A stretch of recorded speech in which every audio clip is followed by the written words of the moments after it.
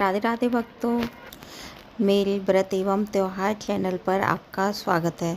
आज मैं आपको गंगोई की कहानी सुनाने जा रही हूँ। यह 16 दिन तक चलने वाला सबसे लंबा त्योहार है। इसमें शिव पार्वती की पूजा की जाती है और गुने बनाए जाते हैं।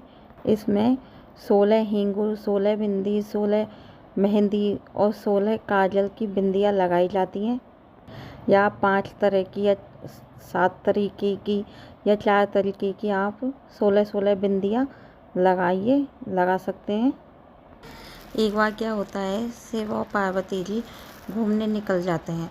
वो घूमते घूमते पृथ्वी लोक पर आ जाते हैं। अब क्या होता है कि चलते चलते पार्वती जी को प्यास लगती है, तो वो कहती है भगवान मुझे तो प्यास लग रही है। तो भगवान बोलते हैं कि मैं अब तुमको पानी कहाँ से लेकर आऊँ। तो दूर कहीं उनको एक कुआं दिखता है, तो वो कहते हैं कि देखो वहाँ पे एक कुआं दिखाई दे रहा है, तुम वहाँ पे जाके पानी पी आओ। तो वो वहाँ पे जाती हैं और पानी पीती हैं। अब जैसे ही बाल्टी कुएं में डालती है तो उसमें पानी आता है, तो उसमें पहले जो लेती हैं पानी उसमें दूब आती है। दूसरे में जब वो लेती हैं तो उसमें गुने आते हैं। और जब तीसरे में जब उन्होंने पानी लिया, तीसरी बार जब उन्होंने पानी लिया तो उसमें गौर और ईसाई जी आ गए।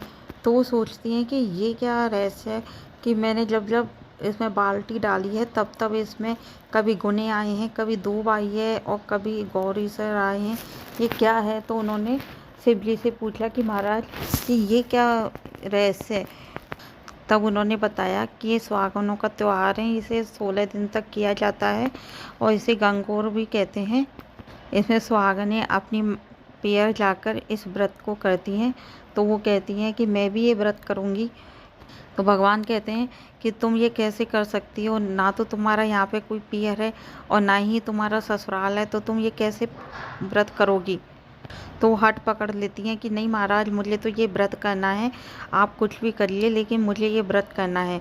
तो भगवान उनकी हट को देखकर सवा पहर का पियर वहीं बना देते हैं। अब वहाँ पे एक आलीशान महल हो गया, भाई भौजाई सब भगवान बना देते हैं वहाँ पे, और पूरा नगर बस जाता है थोड़ी देर में ही।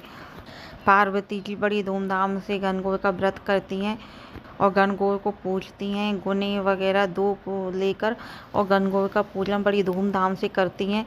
सब नगरवासियाँ बड़ी धूमधाम से गणगौर का पूजन कर रहे हैं। फिर पार्वती जी कहती है कि महाराज मैं तो सुहाग बांटूंगी। अब पूरी नगर में हल्ला हो जाता है कि पार्वती जी सुहाग बांट रही हैं।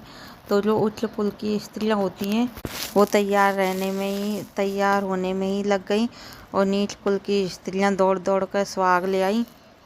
पार्वती जी ने उनको ढेर सारा सुहाग दे दिया। फिर उच्च कुल की स्त्रियाँ जाने में लेट हो गई, तो उनको भी पार्वती जी ने निराश नहीं लौटाया, उनको भी थोड़ा थोड़ा सुहाग दे दिया। इस तरह पार्वती जी ने बड़ी धूमधाम से गणगौर का व्रत पूजन किया और गणगौर का पूजन किया।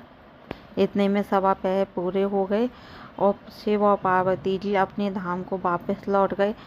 हे पार्वती मैया, जैसे उनको सुहाग दिया वैसे सबको सुहाग दे।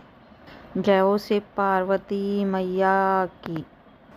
भक्तों, अगर मेरी ये वीडियो, ये कथा आपको पसंद आई हो तो प्लीज़ इसे लाइक करें और इसे सब्सक्राइब करें और बेल आइकन पे जाके आप छोटा सा क्लिक कर दीजिए, जिससे मेरी अगली नोटिफिकेशन आपको मिलती रहे, और इसे शेयर करें।